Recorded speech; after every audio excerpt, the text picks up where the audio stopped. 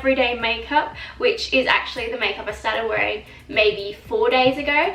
And ever since I've been wearing this makeup, I've got so many compliments. I've got so many people saying that I just look really glowy. So I thought, why not film it? I think it just kind of enhances your natural features as well, especially the eyes. If you have blue eyes, please try this look because it'll be stunning on blue eyes just because of the colors.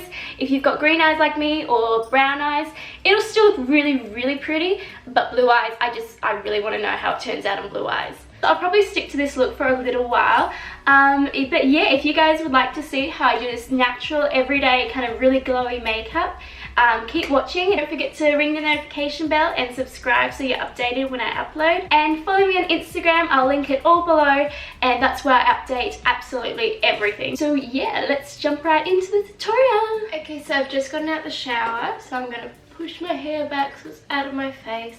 I'm trying to let it just air dry a little bit today. Before I start, I'll just mention that I am wearing a fake tan. This is the Bondi Sands 1 Hour Express. I left it on for like an hour and a half. And this was done 4 days ago, so it's still pretty good at the moment. I did put a gradual tan on again on top of it last night just to bring the colour up a little bit more, and I did put a gradual tan on my face last night so it has a bit more colour, because after you fake tan and you wash your face a couple of times, all the tan's gone.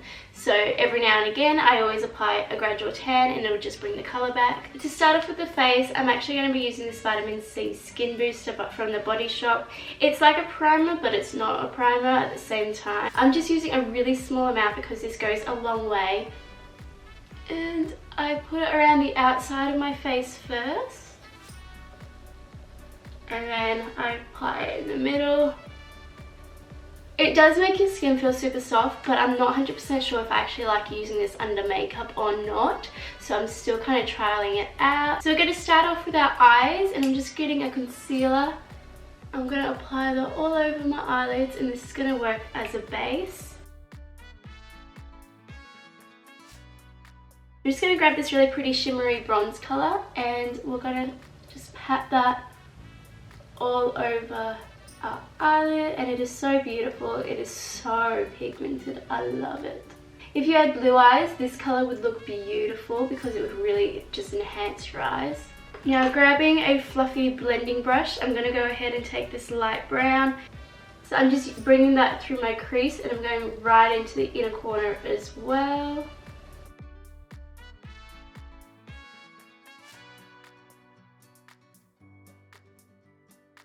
Then with this smaller brush, I'm going to go ahead, take that same colour. I'm just going to buff that into my lash line at the bottom, and we're going all the way into the tear duct. Just making sure it's nice and smooth. With the same brush, I'm going to go ahead and take that maroony kind of colour, and just on the outer corner, going to buff that into the outer corner lash line, and that's it. We're not going to take it any further in. Just going to curl out our lashes and add mascara now.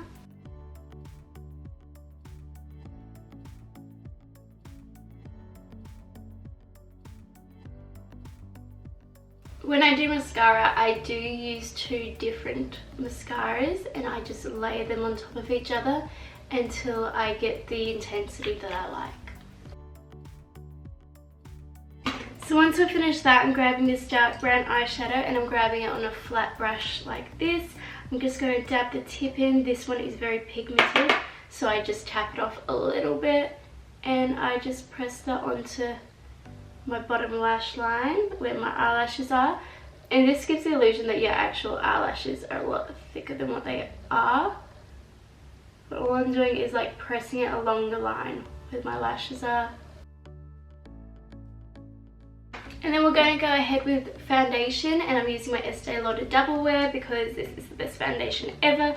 It is very high coverage, which I really love, and you don't really need to use too much for it to get really high coverage. Lately I've been obsessed with using this brush here, which is actually a large powder brush, but I think it's just been applying my foundation beautifully.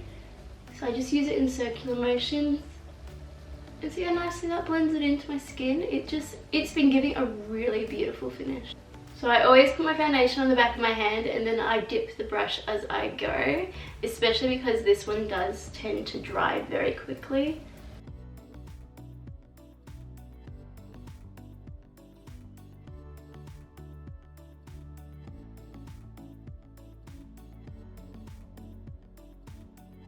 So I've done about half my face and you can already see how beautiful that finish is. So I'm going to go ahead and do this side as well. It just covers up all your redness, all your dark spots. I even put it right up underneath the eyes because sometimes I find I won't need concealer after this foundation.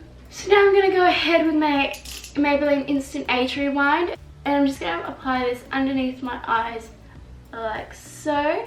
The foundation did cover up a great deal of it, but there was just a little bit more peeking through. And with the same brush, I kind of do little patty motions and bring it out. Obviously, you can go ahead and use a beauty blender to actually buff all this into your face. This foundation with a beauty blender though does tend to make it a lot less high coverage, like it just takes the coverage down a lot on it and it gives it more of a natural look. So if that's what you're wanting, you can go ahead and use a beauty blender and it'll give you that look. I just want to quickly interrupt this video. In this video I'm using the Estee Lauder Double Wear Foundation, which is a very high coverage foundation. I don't use that every day. I go between either that foundation or the one I've got on now, which is actually a CC cream. So it's a lot lighter and it's a lot less full coverage. Just wanted to show you guys that you can achieve the same look with the exact same steps but with the CC cream if you don't like the full coverage foundation. But yeah, I'll let you get back to the video now. A bit of translucent powder. I'm now going to go and gently pat that all over my face. Very light layer, but this just really holds that foundation in and it takes away that super shiny foundation look. Before we finish our face, I am going to go and do my eyebrows because I like doing them after foundation so they're really nice and precise.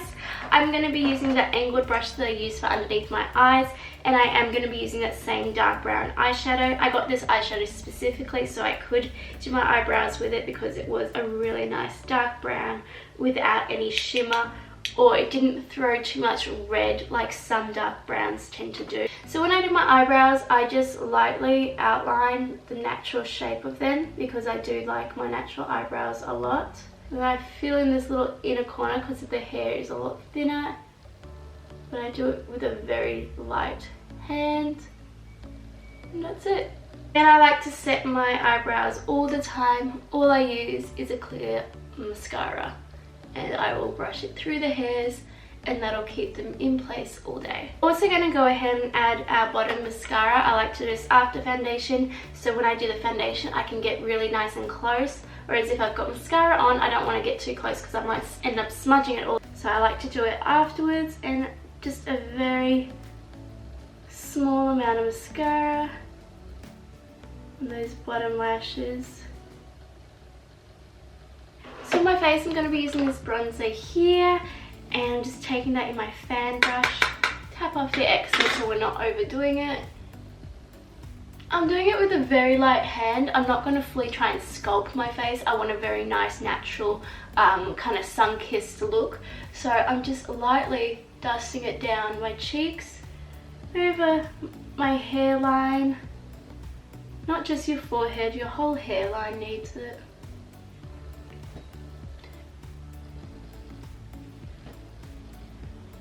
And then I also take it along my jawline very, very lightly, getting a little bit more on my brush, tapping it off. I'm going to go down the sides of my nose, and that's all I do for contouring my nose.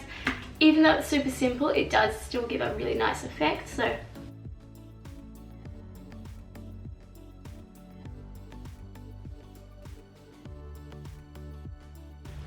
that's it. When I do my nose, I do have to pull my lip down like that because my nose bounces up and I need it nice and smooth for the brush to run down. So if you do that and you find your bronzer's a little bit too harsh, go ahead with your powder again. You just gotta run it down your nose and it'll buff it out a little bit more. I'm a pink blush. I'm just gonna take that and sweep it over my cheeks to give a nice glow.